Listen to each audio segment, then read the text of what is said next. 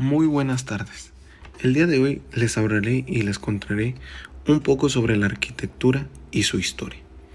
Comenzaremos con el Antiguo Egipto.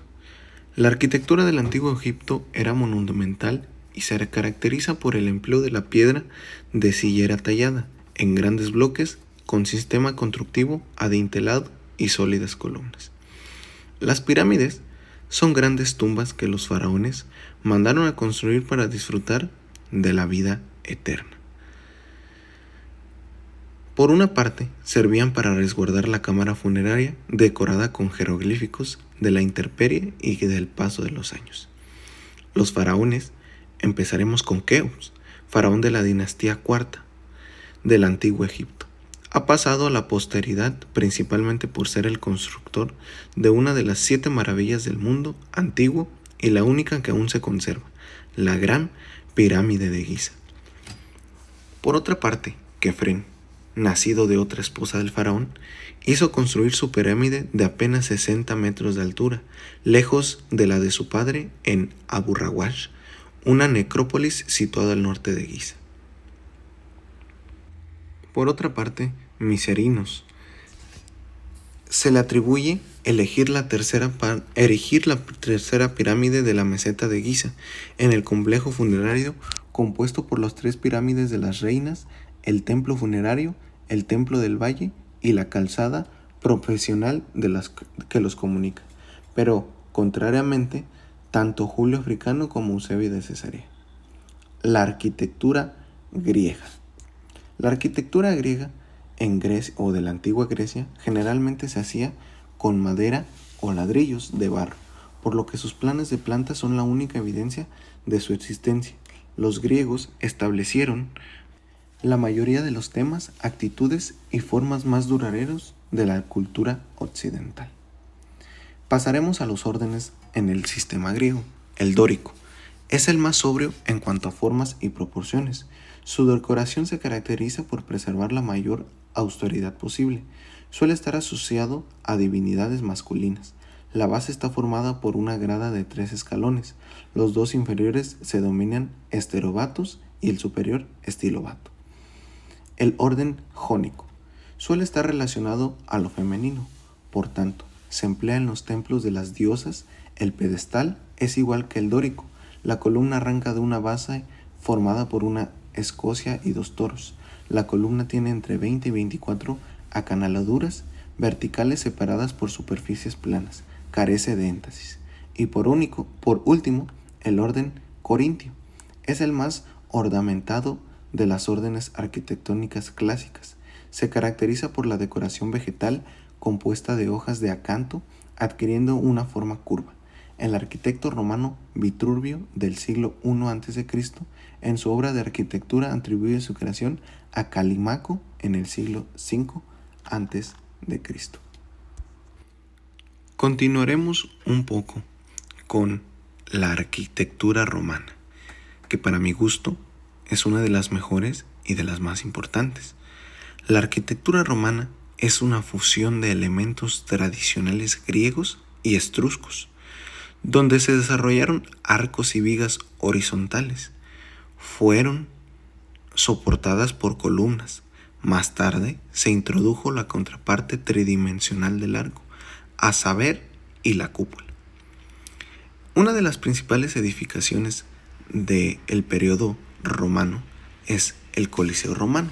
Si bien la estructura del Coliseo se construyó con diferentes materiales, se utilizaron bloques de travertino para los pilares de carga, y los muros exteriores, las escaleras y los muros radiales se construyeron con bloques y ladrillos de toba. Los arcos y las bóvedas sostenían sólidamente la estructura.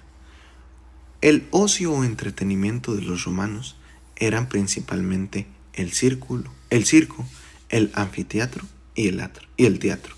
En cada edificio se ofrecían diferentes espectáculos. Continuando, pasaríamos a la Edad Media, que se considera como la etapa entre la caída del Imperio Romano y el Renacimiento, esto entre los siglos IV y XV. Los estilos arquitectónicos que se comprenden en esta etapa son el paleocristiano, el bizantino, el romántico y el gótico, que a continuación se hablará un poco sobre estos. Una de las principales edificaciones que se destacan durante el periodo de la Edad Media es, si bien, la Catedral de Nuestra Señora de París, ubicada en París, Francia.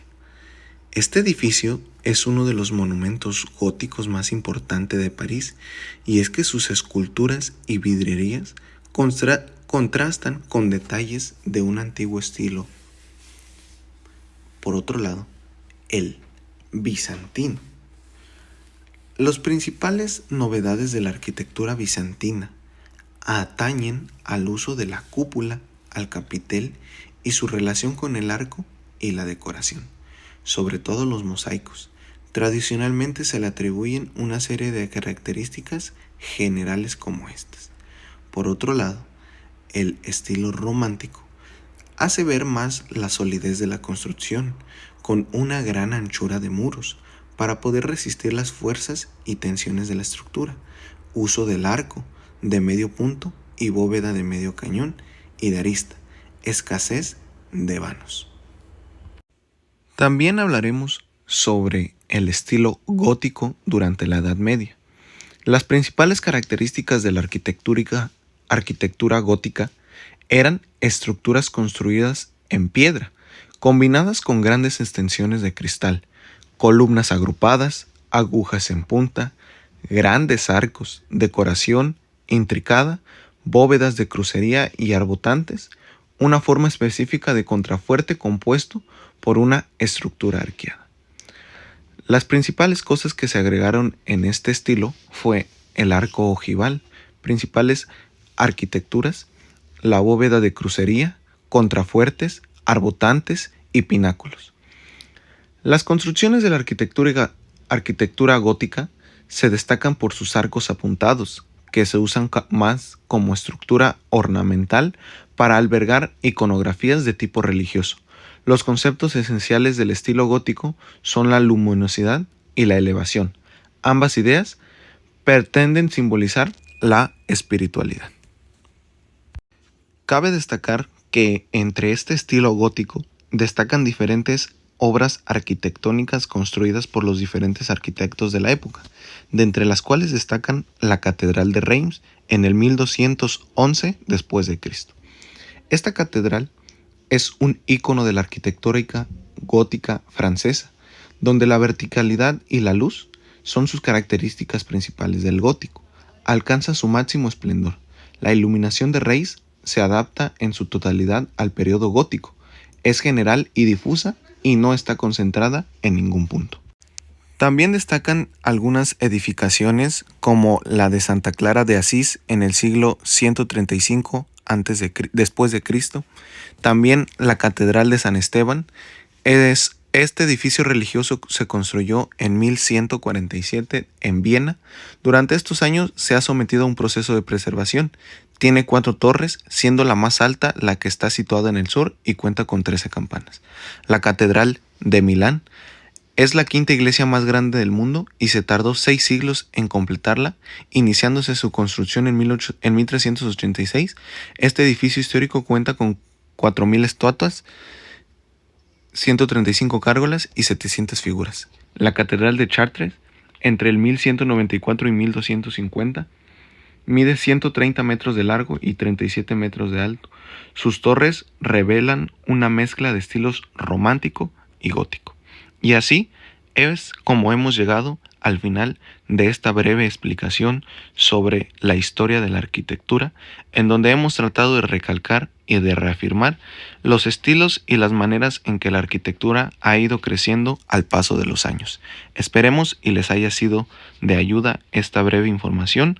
Contamos y creemos que puede servirles para cualquier forma o de estudio y manera en la que se puede llevar a cabo. Gracias.